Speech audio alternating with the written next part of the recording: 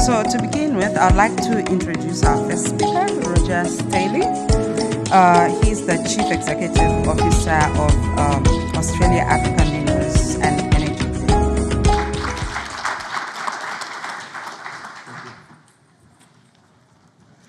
Thanks, Wama, and good afternoon, everyone. Thank you very much for being here. Appreciate the introduction. It paints a simple picture of who I am and what I'm trying to do with my colleague Sarah there, who's busy taking photos. So yes, we represent the Australia Africa Minerals and Energy Group, which is a peak body representing the Australian resource companies and their service companies, and indeed non-for-profit organisations operating across the countries of Africa. And as you'll see from my forthcoming slide, that's quite a large contingent of companies. But just staying on our title slide for a moment, you'll see that we have our guiding mission is to help Australian companies prosper and do the right thing in Africa. And that's in whatever way may be required, making sure that, if you like, brand Australia is being adequately represented across the countries of Africa, that the companies that are operating there help each other understand what's the right way to behave, what's the right way to deliver, and indeed set the bar to demonstrate that if you want to embrace mining and related services properly, you should engage an Australian company to do it. So down the bottom, you'll see we achieve of this slide, we achieve helping the Australian companies by three simple means. Through advocacy, and we do that two ways. We advocate on behalf of those companies, the industry, to the Australian government to let them understand what's going on, what do we understand through all the huge presence Australia companies have in Africa. And indeed the advocacy works the other way. We have regular contact from African countries approaching us, seeking investment in their countries and seeking advice and introductions on how that can be achieved. So we're very happy to work that way, and indeed we welcome African countries as a member of AAMEG, as associate members for no fee. We want to have as many friends as possible. The insights piece, pillar that we operate under, I think is self-evident. I mean, between the 150 Australian ASX listed companies operating over there are tens of thousands of people on the ground in Africa whose reporting lines roll up to Australia. And there's a 92% chance those reporting lines will roll up to somewhere within about 3 kilometres of where you're sitting. So there's a huge pool of information and intelligence and experience developed by Australian companies across the countries of Africa. And those insights are very, very valuable. And we're engaged with the federal government and our security authorities in working out how to make sure that there's all this information and these correct behavioural norms and the way we go about doing our business is understood by everybody. And finally, we've referenced the connections as being a key operating pillar. And this is a connection for AAMEG right now, talking to all of you. We do this in a variety of ways. We have monthly sundowners, which we get an audience of about 120, and in an informal setting, people share their experiences and guide each other, and occasionally agree to meet back in business hours and talk about how to do business together. And other connections are really important. I referenced earlier on the insights piece. So often there's some experiences are coming out of some operational experience in Africa for an Australian company, and they would like to share that with people that could face themselves in the same situation. So it becomes our role to make that meeting happen, to share those insights. So it's just a standard lead-in slide, but there's a lot of important information on that slide. So if we jump to the second slide, please. I've quoted some statistics, and I was a geologist once upon a time, so I don't mind a map. I quite enjoy a map. Yes, please. Next slide. And I checked in on this with data as of about May this year. But of the 54 UN recognised countries of Africa, and I always get into trouble when the Moroccans are in the room, my apologies. There are Australian companies operating in, sorry, let me back up. There is 39 ASX listed Australian materials companies. So if we're looking at exploration and mining companies, they're present in 39 countries.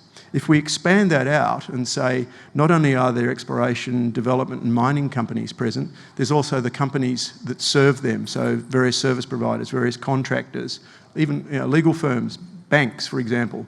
That pushes out Australia's presence in Africa out to about 44 different countries. But just for the purposes of this slide, I've zoomed in on the ASX-listed materials companies, minerals, oil and gas. And I've listed on the right-hand side the top 10 there. So I think by any measure you can see that Australia has a big presence in Africa through the resources channel, and it only expands when we add in the other 150 services companies, presence of about, it's a total population of about 300 companies. We would love them all to be members. Not all are members yet of AAMEG, but we also, as we're a not-for-profit, we I think very open-minded in not holding information to ransom, and we're very keen to help anybody there because we see the greater good of Australian presence in Africa all the time. Now I'm going to jump around a bit. I wanted to zoom in on one of our focus at the moment. If we could have the next slide, please. Oh, okay. Is it up to me? There we go. Thank you. I'm learning. What I've put up here is a couple of quotations from the Honourable Madeleine King speaking in this room at this event last year, and also the Honourable Tim Watts, the Assistant Foreign Minister, speaking at exactly in this room at this venue last year, and he was here this morning. We had the distinct pleasure of meeting with Tim and the Department of Foreign Affairs and Trade team this morning to have some deeper discussions. And the reason I mention that is to demonstrate there's a high degree of respect on both sides of the table, where they understand that we, through our insights on the ground, are able to understand how to behave and what to do when we are representing Australia in Africa. They're very appreciative that in effect there is a whole bunch of unofficial Australian embassies and diplomats wearing mining company clothing across Africa. And there's a very clear signal from the Australian government that they see the importance of Africa and have a desire to engage with Africa more deeply, which is music to our ears, and indeed all our members' ears, because they would appreciate some support. So, moving to the next slide. What we did in March, April this year is we lodged a submission with the Australian Parliament to look at ways the Australian government could achieve its own objective of engaging more closely with the countries of Africa. We did this 7 or 8 years ago. It was successful. Australia was seeking a seat on the, I think, the World Security Council. AAMEG engaged, put forward a submission, and I believe, again, there was success in that pursuit.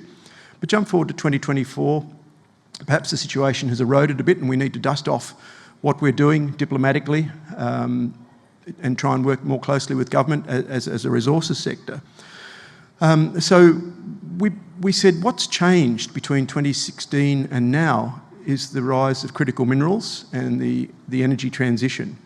And we saw that at AAMEG as being, if you like, a catalyst for change. We see this as being potentially the tide that floats all boats. If we zoom in on what the world is trying to achieve with its attention on critical minerals, what is Australia trying to achieve with its critical mineral strategy, and I've actually quoted a piece of it there on the right-hand side from the first page of the strategy document.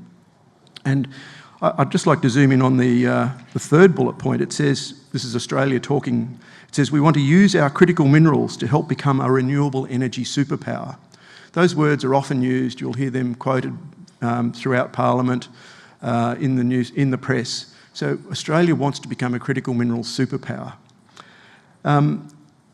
Our simple approach has been, right, well, we, the resources sector and its associated service sector, can help you with that, government.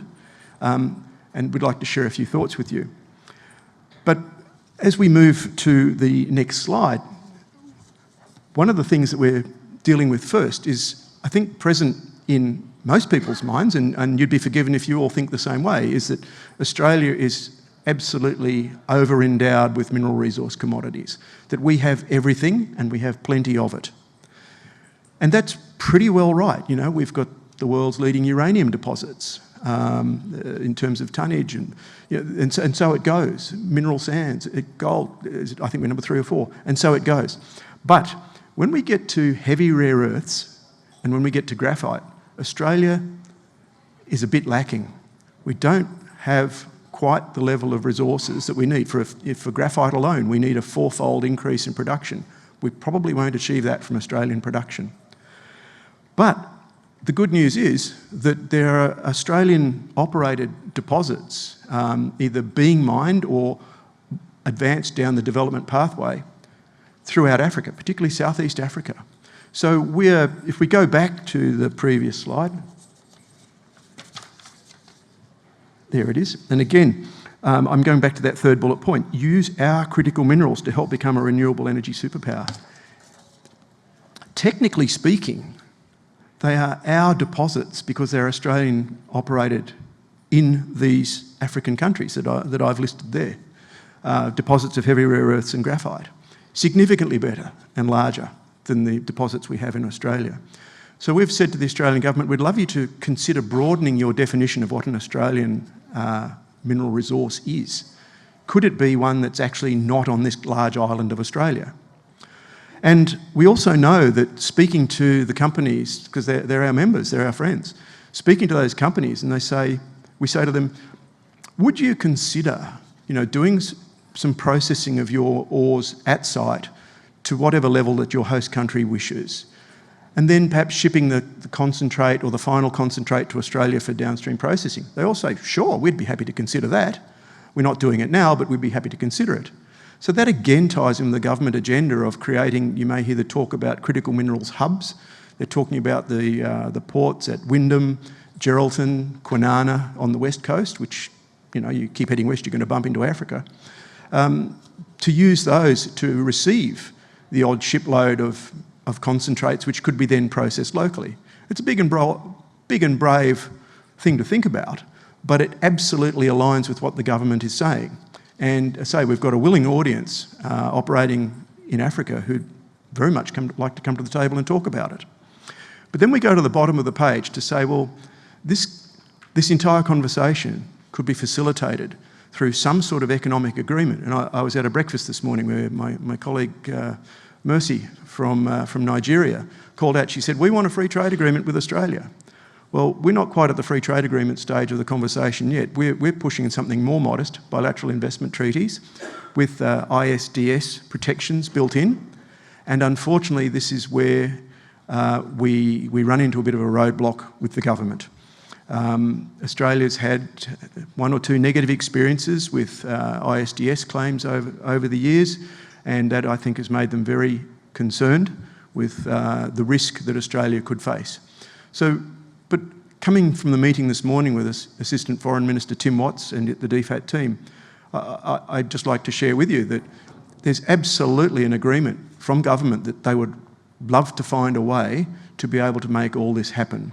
It's just there's a bit of a roadblock around bilateral investment treaties, but the good news is to share with you today, and which keeps us going, is as a work in progress, we wish to keep engaged with the government to look at ways and means we can make this happen, because the Australian companies operating overseas want to have the confidence that their asset cannot just be taken off them at short notice and given to somebody else.